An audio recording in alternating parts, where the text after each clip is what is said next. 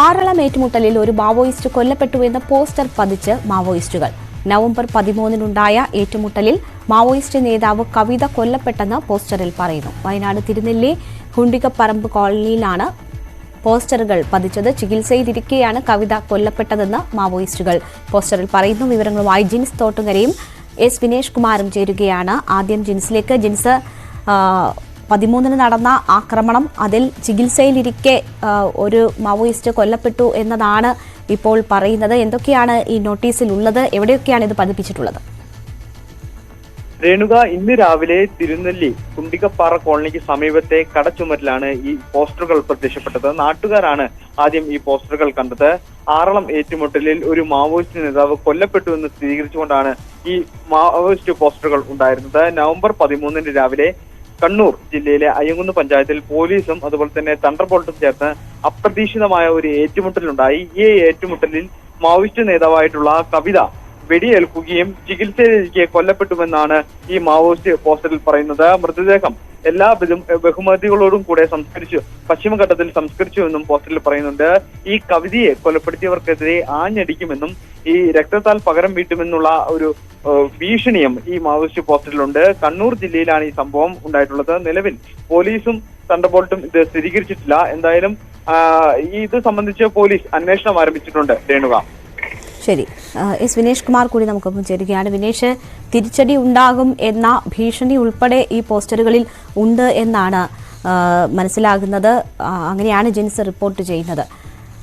ഒന്നാം പിണറായി സർക്കാരിന്റെ കാലത്ത് മാവോയിസ്റ്റ് ഏറ്റുമുട്ടൽ ഉണ്ടായി, മാവോയിസ്റ്റുകൾ കൊല്ലപ്പെട്ടത് വലിയ രീതിയിലുള്ള വിമർശനങ്ങൾക്ക് ഇട നൽകിയതാണ്. ഇപ്പോൾ മറ്റൊരു മാവോയിസ്റ്റിന്റെ മരണം കൂടി ഉണ്ടായി എന്നാണ് അവർ അവകാശപ്പെടുന്നത്. രേണുക, ഇത് അവരുടെ പോസ്റ്റർ മാത്രമല്ല, ഇതിന്റെ ഔദ്യോഗിക പത്രക്കുറിപ്പും ഈ CPI മാവോയിസ്റ്റ് കമ്മിറ്റിക്ക് വേണ്ടി, പശ്ചിമ മേഖലാ കമ്മിറ്റിക്ക് വേണ്ടി ഇറക്കിയിട്ടുണ്ട്. പ്രത്യേക പ്രതിനിധിയായ ജോഗിയാണ് ഇത് സംബന്ധിച്ചുള്ള വാർത്താക്കുറിപ്പ് ഇറക്കിയിട്ടുള്ളത്. അതായത് ഈ കവിത കബനീദളത്തിന്റെ ഏരിയ സെക്രട്ടറിയായി പ്രവർത്തിക്കുകയായിരുന്നു. ആന്ധ്രാപ്രദേശുകാരിയാണ്. ഇവർ കൊല്ലപ്പെട്ടു എന്നാണ് പറയുന്നത്. അതായത് നമുക്കറിയാം, ഈ കവിത കൊല്ലപ്പെടുന്നതിന്റെ തൊട്ട് മുമ്പ്, ദിവസങ്ങൾക്ക് മുമ്പ് മറ്റൊരു ഏറ്റുമുട്ടൽ കൂടി ഉണ്ടായിരുന്നു. അന്ന് 2 പേർ പിടിയിലായിരുന്നു.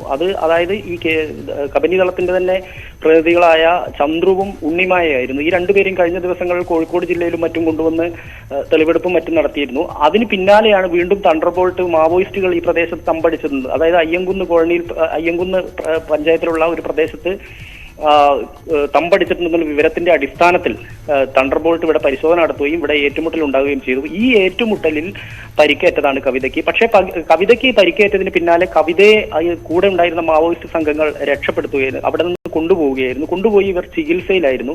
ആ ചികിത്സയിലായിരിക്കുന്ന കവിതയാണ് കഴിഞ്ഞ ദിവസം മരിച്ചത് എന്നാണ് ഇപ്പോൾ നമുക്ക് ലഭ്യമാവുന്ന വിവരം. പക്ഷേ ഇത് ഔദ്യോഗികമല്ല. ഇത് മാവോയിസ്റ്റുകളുടെ വാർത്താക്കുറിപ്പും അതുപോലെ തന്നെ അവരുടെ പോസ്റ്ററുകളും പരിശോധിച്ചു കഴിഞ്ഞാൽ നമുക്ക് മനസ്സിലാവുന്ന ഒരു കാര്യം അതാണ്. കാരണം ഇതിൽ ഈ മരണം ഇതുവരെയും സർക്കാരോ അല്ലെങ്കിൽ ഔദ്യോഗികമായോ സ്ഥിരീകരിച്ചിട്ടില്ലെങ്കിൽ പോലും മാവോയിസ്റ്റുകൾ, CPI മാവോയിസ്റ്റ് എന്ന സംഘടന ഇത് സ്ഥിരീകരിച്ചിട്ടുണ്ട്. കാരണം ഇതിനുള്ള പകരം വീട്ടും എന്ന് തന്നെയാണ് പറയുന്നത്. കാരണം നമുക്കറിയാം, ആദ്യ പിണറായി സർക്കാരിന്റെ കാലത്തും അതിനുശേഷവും വയനാട്ടിലും പാലക്കാടും എല്ലാം തന്നെ വലിയ രീതിയിലുള്ള വെടിവെപ്പ് ഉണ്ടാവുകയും ഇതിൽ നിരവധി ആളുകൾ മരിക്കുകയും ചെയ്തൊരു സംഭവം ഉണ്ടായിട്ടുണ്ട്. ആദ്യം നിലമ്പൂരിൽ 2 പേർ മരിച്ചു. അതിന് പിന്നാലെ പാലക്കാട് മഞ്ഞക്കണ്ടിയിൽ വെടിവെപ്പുണ്ടായി. ഇവിടെയും ആളുകൾ മരിച്ചു. 4 പേർ ഇവിടെ കൊല്ലപ്പെട്ടിരുന്നു. അതിന് പിന്നാലെ വയനാട് ജില്ലയിലെ ജലീൽ, CP ജലീൽ ഒരു റിസോർട്ടിൽ വെച്ച്, ഉപവൻ റിസോർട്ട് എന്ന വൈത്തിരിയിലുള്ള ഉപവൻ റിസോർട്ടിൽ വെച്ച് വെടിയേറ്റ് മരിച്ചിരുന്നു. അതിന് പിന്നാലെ വേൽമുരുകൻ, ബാണാസുര സാഗറിന് സമീപമുള്ള കാടുകളിൽ നിന്നും വേൽമുരുകനും ഇതുപോലെ തന്നെ പോലീസിന്റെ വെടിയേറ്റ് മരിച്ചിരുന്നു. ഈ സമയങ്ങളിലെല്ലാം തന്നെ തങ്ങൾ ഇതിന് കൃത്യമായി മറുപടി നൽകും എന്ന് പറഞ്ഞുകൊണ്ട് CPI മാവോയിസ്റ്റ് പത്രക്കുറിപ്പും അതുപോലെ തന്നെ ഇതിന്റെ പോസ്റ്ററുകളും വ്യാപകമായി പതിച്ചിരുന്നു. അതിന് പിന്നാലെയാണ് ഇപ്പോൾ കവിതയുടെ മരണം മാവോയിസ്റ്റുകൾ തന്നെ സ്ഥിരീകരിച്ചിട്ടുള്ളത്. തീർച്ചയായും ജിൻസ് തോട്ടുങ്കര തുടരുന്നുണ്ട്. ജിൻസ്, തിരിച്ചടി ഉണ്ടാകും എന്ന ഭീഷണിയും ഈ പോസ്റ്ററുകളിൽ ഉണ്ട് എന്നാണ് മനസ്സിലാക്കുന്നത്. എന്താണ് അവിടുത്തെ സാഹചര്യം? ആളുകൾക്ക് ഏതെങ്കിലും തരത്തിൽ ഭീതിയുണ്ടോ? കൂടുതൽ സുരക്ഷാ നടപടികളോ മറ്റോ ഉണ്ടോ?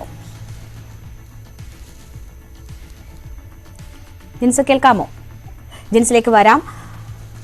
ആറളം ഏറ്റുമുട്ടലിൽ ഒരു മാവോയിസ്റ്റ് കൊല്ലപ്പെട്ടു എന്ന സ്ഥിരീകരിക്കുന്ന പോസ്റ്ററുകളാണ് മാവോയിസ്റ്റുകൾ പതിച്ചിരിക്കുന്നത്.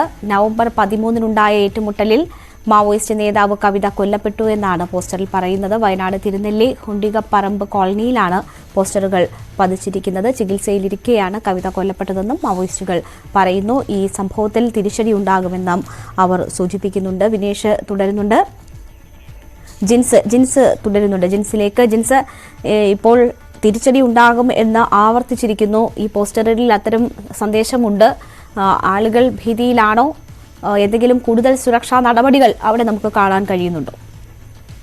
നിലവിൽ ഇത് സംബന്ധിച്ച് ഈ പോസ്റ്റർ ശ്രദ്ധയിൽപ്പെട്ടതോടെ നാട്ടുകാരാണ് പോലീസിനെ വിവരം അറിയിച്ചിട്ടുള്ളത്. ഈ പോലീസ് നിലവിൽ പരിശോധന ആരംഭിച്ചിട്ടുണ്ട്. ഇന്നലെ വൈകിട്ട് ഏകദേശം ഒരു അർദ്ധരാത്രിയോടെ 6 പേരോളം വരുന്ന ഒരു സംഘം ഇവിടെ എത്തിയിരുന്നു എന്നുള്ള ഒരു കാര്യവും കൂടെ ഇവിടുത്തെ നാട്ടുകാർ പറയുന്നുണ്ട്. എന്തായാലും ഇത് സംബന്ധിച്ച് പോലീസ് നിലവിൽ അന്വേഷണം നടത്തി വരികയാണ്. ഈ എന്തായാലും തിരിച്ചടി ഉണ്ടാകുമെന്നുള്ള ഒരു ഭീഷണിയിൽ തന്നെയാണ് ഈ മാവോയിസ്റ്റ് പോസ്റ്ററുകൾ ഇവിടെ പതിപ്പിച്ചിട്ടുള്ളത്. രേണുക, ശരി. ജിൻസും വിനേഷുമാണ് വിവരങ്ങൾ നൽകിയത്.